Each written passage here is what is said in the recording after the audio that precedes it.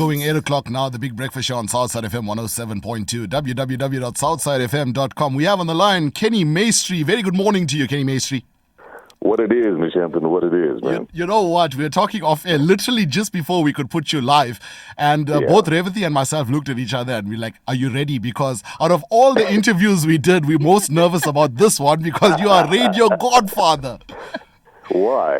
You are the radio godfather. She's like, when she transferred the call to the studio, she comes in and she's like, damn, this guy's voice. Yeah, you've been blessed there, sir. All right, Thank you very much. Kenny, what's happening? Hey, firstly, let me just say, Vanakkam, Pa. Vanakkam. Vanakkam, Kenny Maistry.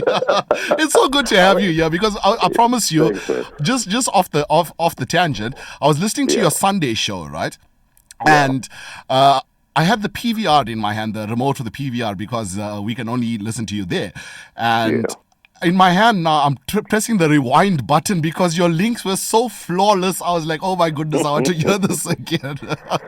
Yeah, for your listeners who don't know, we're on DSTV channel 856, but I work for 702 on the weekends. So it's a talk station, but at the weekend we do music from 10 a.m. So 702 has actually evolved into a lifestyle. So during the weeks, it's politics and news and current affairs. Yeah.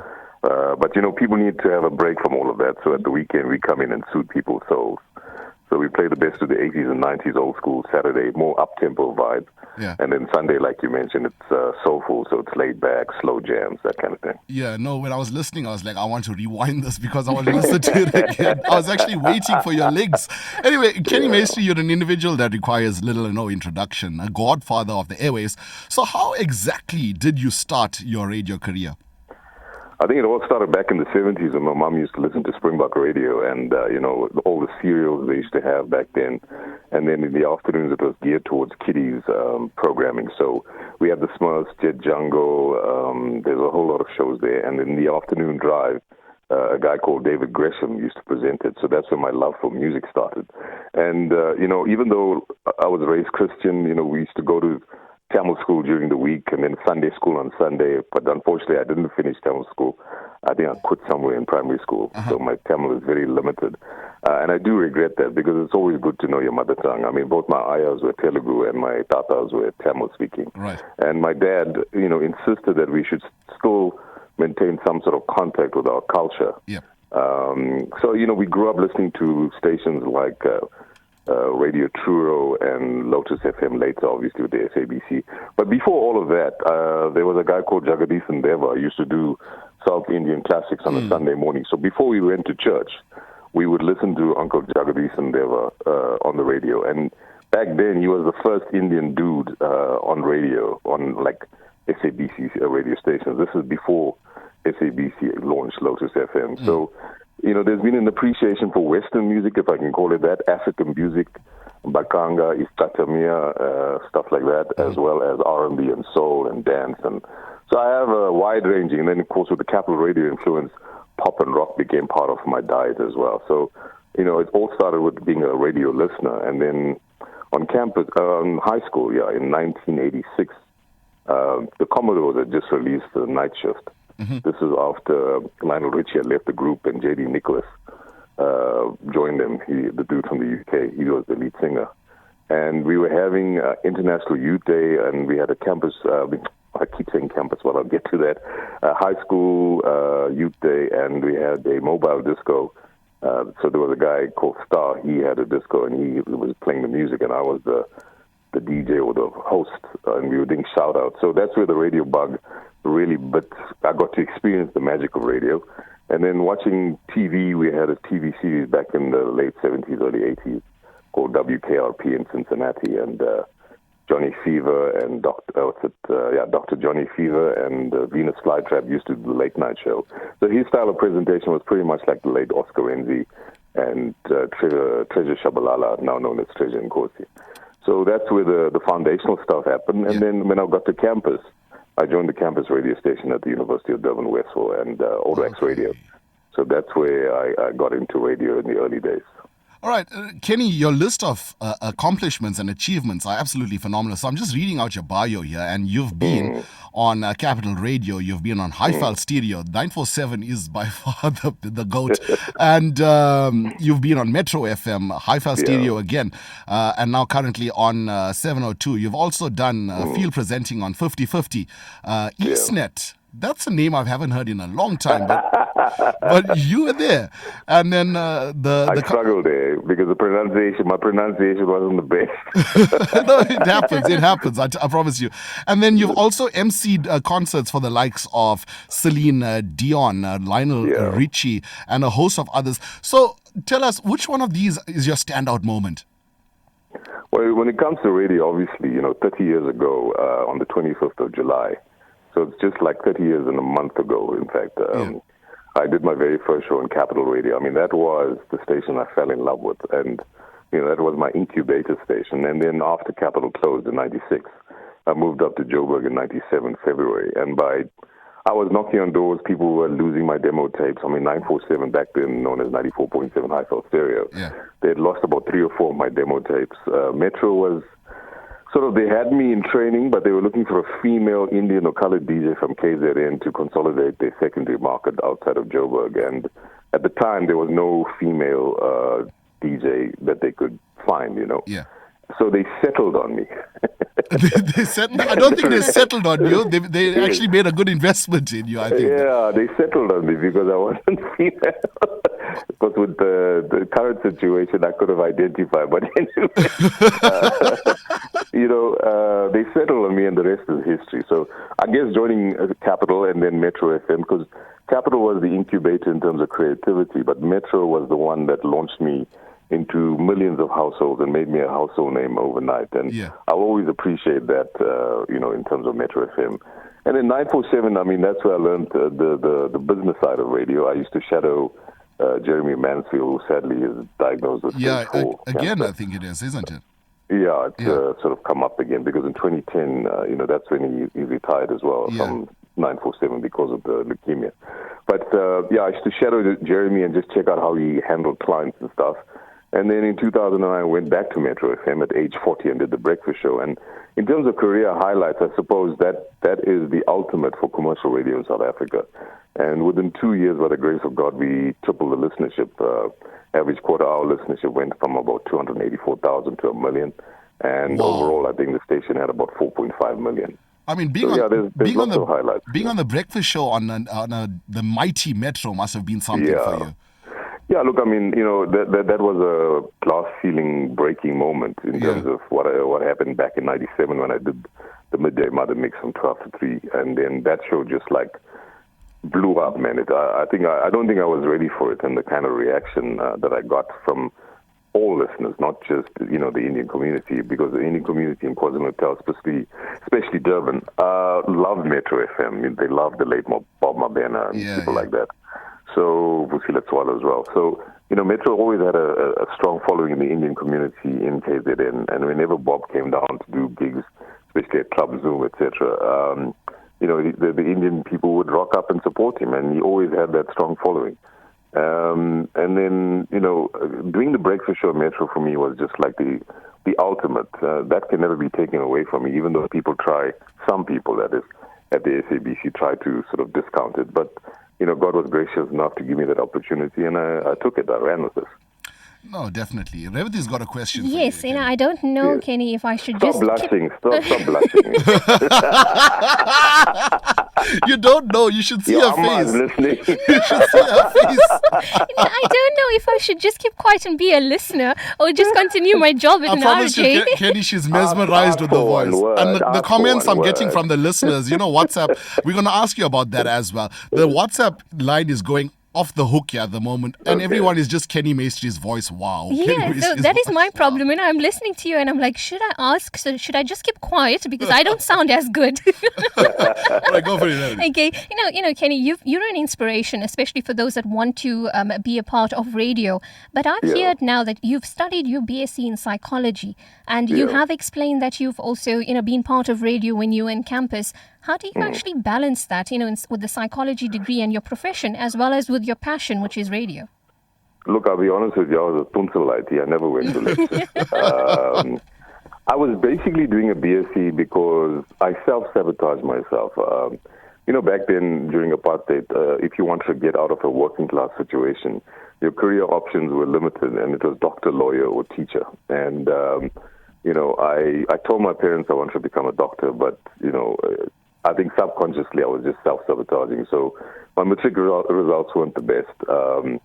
The idea was to basically do a BSc at UDW and then do well there and either get into medicine or pharmacy after first year or completing the degree. Mm-hmm. And I joined the SRC I joined Ordwax first in 1987, and I got into the SRC at UDW in 89. So politics grabbed my attention, and we came from very protected Indian communities. We didn't know much about what was happening because the SABC controlled the news and the propaganda machine for the National Party. So we really didn't know what was happening in the African communities around us throughout the country, and especially in KwaZulu-Natal. Mm-hmm. So getting to UDW was really the eye-opener. And for the first time I heard about Hector Peterson and June 16th. And, we obviously in high school we heard about the launch of the United Democratic Front, which was the ANC in the country unofficially.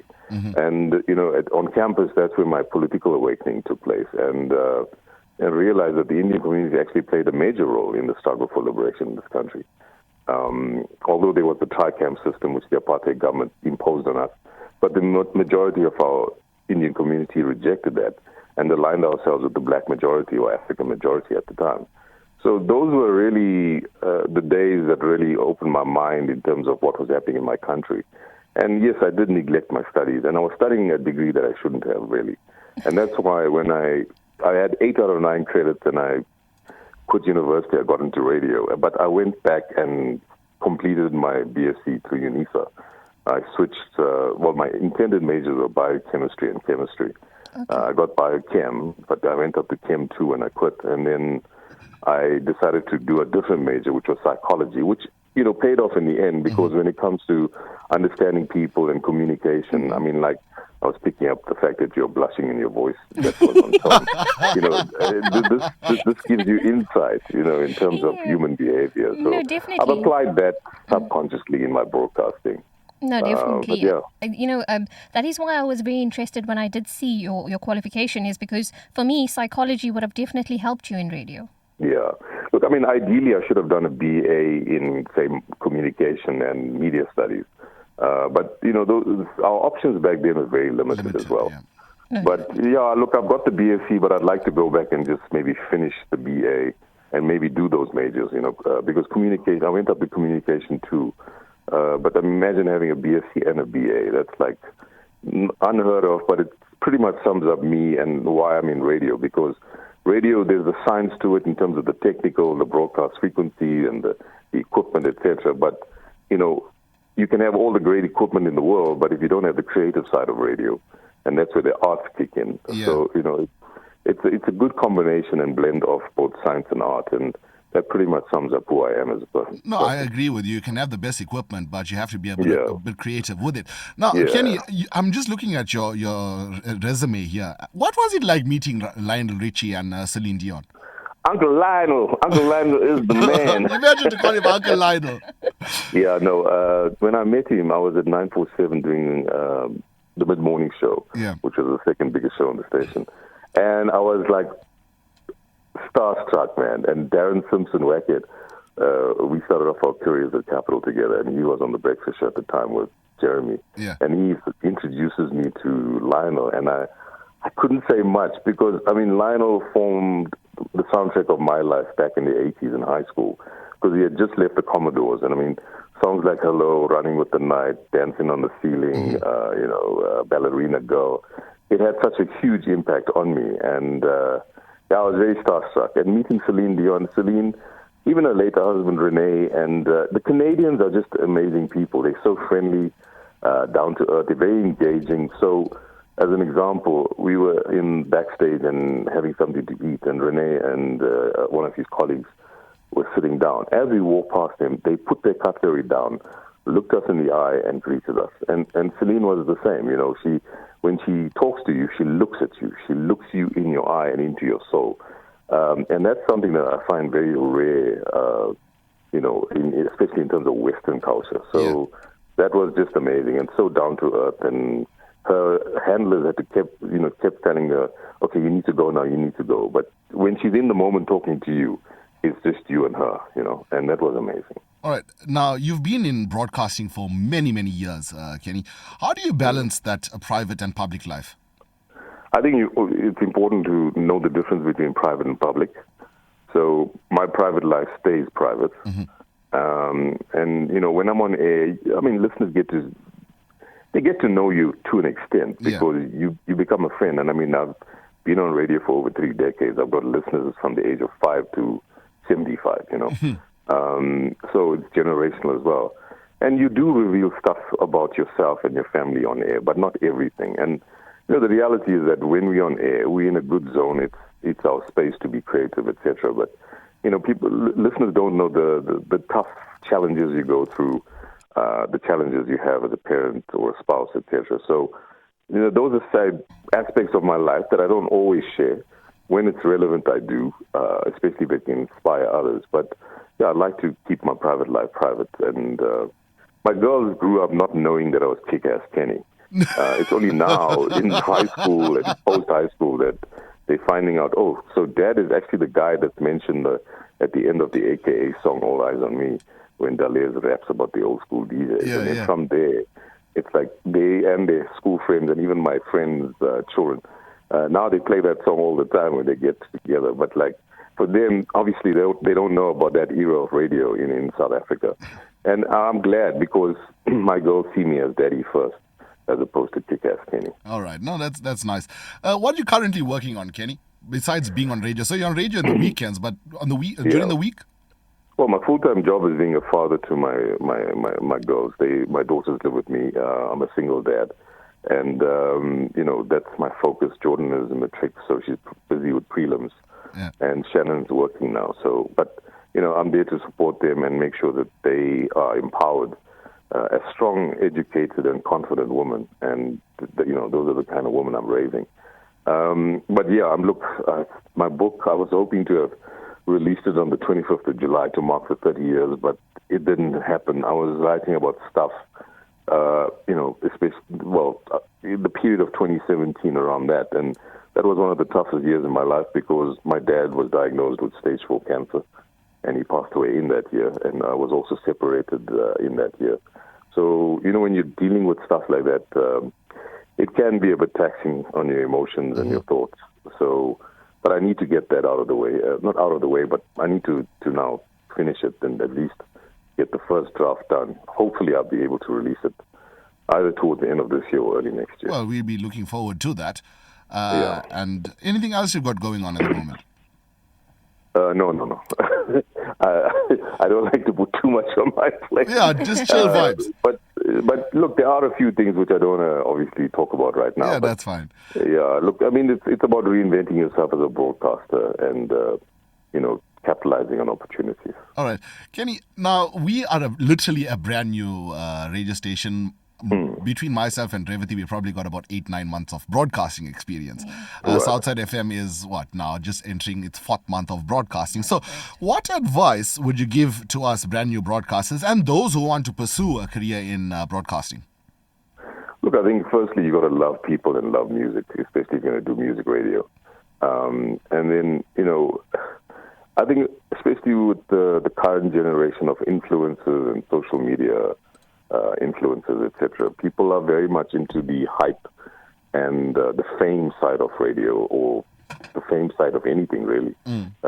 People have become overnight celebrities because they post unboxing videos and weird videos. Everyone's a celebrity these days. So amongst all that clutter, you've got to cut through and still shine. And I think, especially if you're on radio, people are looking for authentic people. They relate to real people as opposed to fake. Yes, some people are caught up by the image thing, but for especially guys like myself who've been doing it for over 3 decades, it's about having that emotional connection with your listener and being relatable. So you talk about stuff that they can relate to. Yesterday I posted something about, I don't know if your generation even knows what record bars used to be and Musica and that kind of thing, Yeah. There was a picture of all these vinyls in a music shop, and we used to go and flip through albums and listen to albums in the stores. And it just sparked so much of nostalgia amongst my followers on Facebook. And it's those kind of things where you tap at heartstrings and nostalgia, especially if you're doing old school radio. But if you're doing new school radio or current radio, I mean, the fact is you still can form that emotional connection with your listeners through what you say, how you say it, how you relate to your listener. You talk to them, not at them. Yeah. And the music you play, and I mean the emotional connection with the music. And if you keep focused on that rather than being a celebrity, look, fame, money, all of those things, opportunities will come. I think that's a byproduct of radio, Kenny. Yes, but the main thing is Your love, appreciating your passion as the well. platform that you have to address thousands, millions of people every day. Look, whether you're talking to one person, 10 people, or 10 million people, it doesn't matter. Yeah. Because in radio, it's always one-on-one communication. So you don't say, like, good morning out there. It's like, good morning to you. Yeah. You make it personal. And it's that kind of diction that you use, or, your speech, you make it personal for the listener. And you don't focus on the millions. You focus on the one listener. No, 100%. And you talk to them as opposed to at them. All right. Now, Kenny, being Heritage Month, right, and us being a part of the 1860 legacy, what is your Heritage Month message for the thousands of the descendants of that legacy? Look, I think we've lost our way as Indian people in South Africa, I have to say that. And I understand it because, when you're oppressed and when you come through tough times, you're more vigilant and you're more appreciative of opportunities that you take because you're not given it, So with the indentured labor system, I like to call it glorified slavery. Glorified slavery is right. Yeah, which is what it was, We have a rich culture and tradition of the Indian community, and we have to thank our business people who came from India. They built schools. I remember there was this primary school where I used to go for my Tamil classes in the afternoon. It was a primary school that was built by the Tamil People's Association in KwaZulu-Natal. So, the Muslim community as well, you'll see community halls and clinics, etc., that were built. And there was no distinction between religions and all of that. We come from a culture of acceptance, not tolerance. And I love that because, with tolerance, it means I don't like you, but I'll put up with you. Whereas acceptance means I know that we are different, but we share the same space and we agree to disagree on certain things, but we still have a common objective of building a community and a society. So that's where we're coming from. And, education was the vehicle that a lot of our great-grandparents and grandparents saw as a way of getting out of poverty and out of that slavery that we were, that's how we entered the country in that context, through slavery, glorified slavery. And, education is not as important to the Indian community as it used to be. I mean, I remember when we were in primary school, we couldn't even sit on our bags. Our school bags had to be treated with respect, and the textbooks as well, Correct. because that was the empowerment that we were getting. And I see that the African community in South Africa is embracing education, whereas the Indian community has gotten a little comfortable and complacent.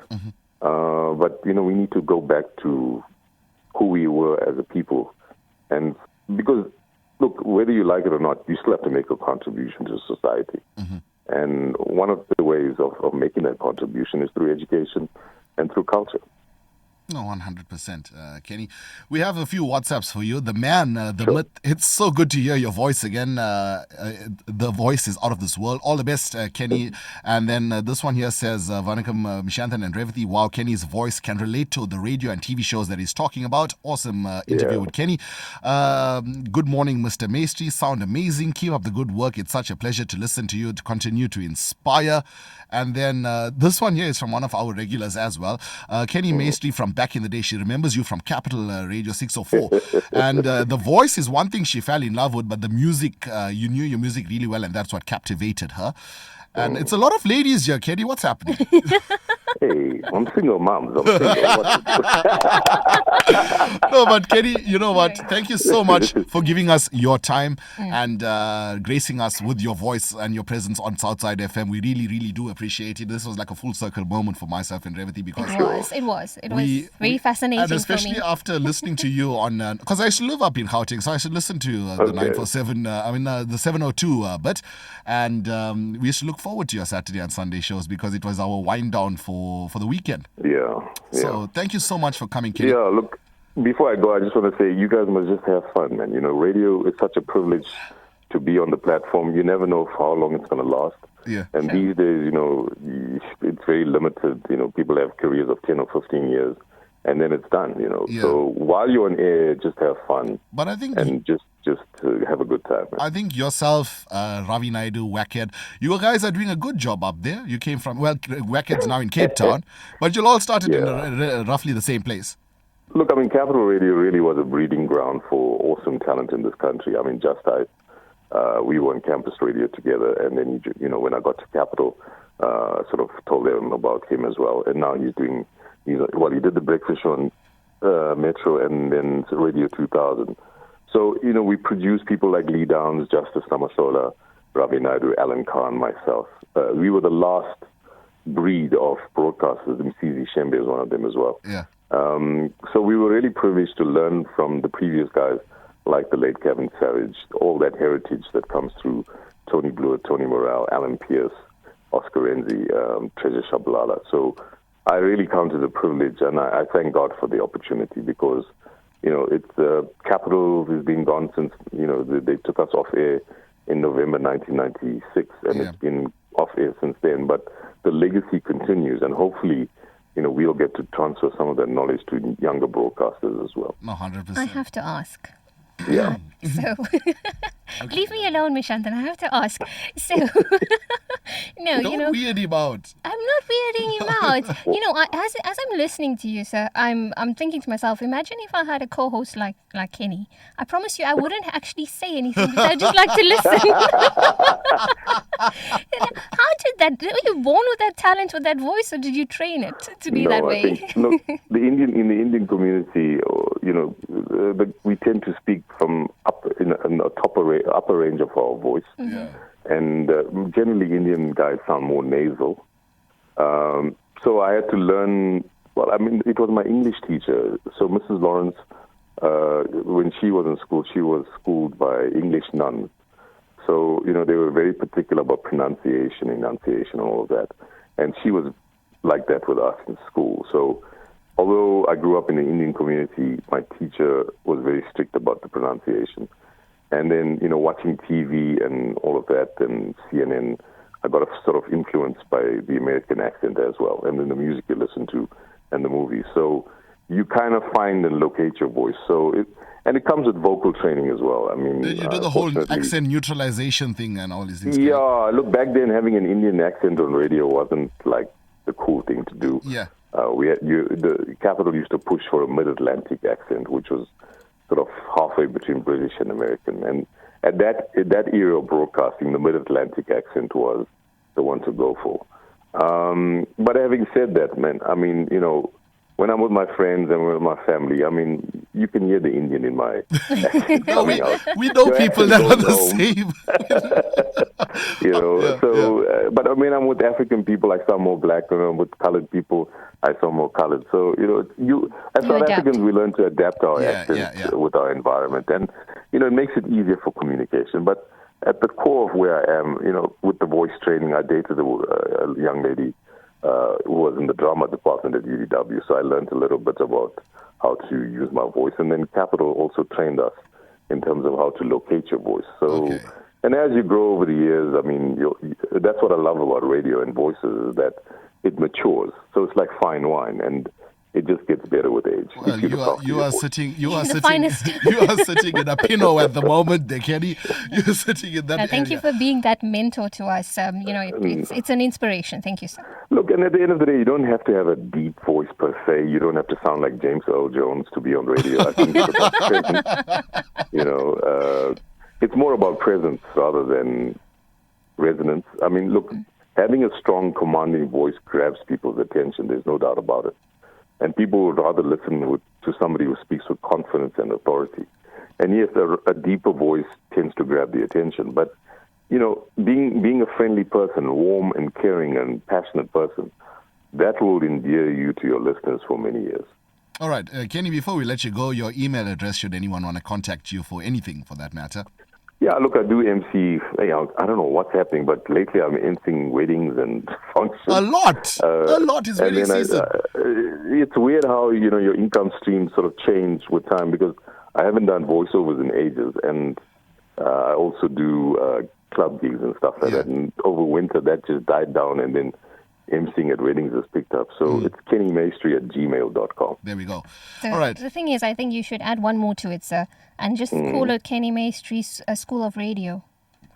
Yeah, look, a lot of people have been asking for it, Yeah. and I am working on something. Yeah, Because, that would be perfect. It's time to give back as well, but obviously get paid while you're doing it. No, because, definitely. nothing is for free. Definitely, Kenny. Definitely. Hey, that shadow had to come out. Nothing for nothing. All right, thank you so much for being on the Big Breakfast Show, Kenny. All the best on your future endeavors, and I will be listening on a Saturday and Sunday to you. Definitely. Yeah, man, and thanks to you guys, and also Southside FM. Wish you all the best.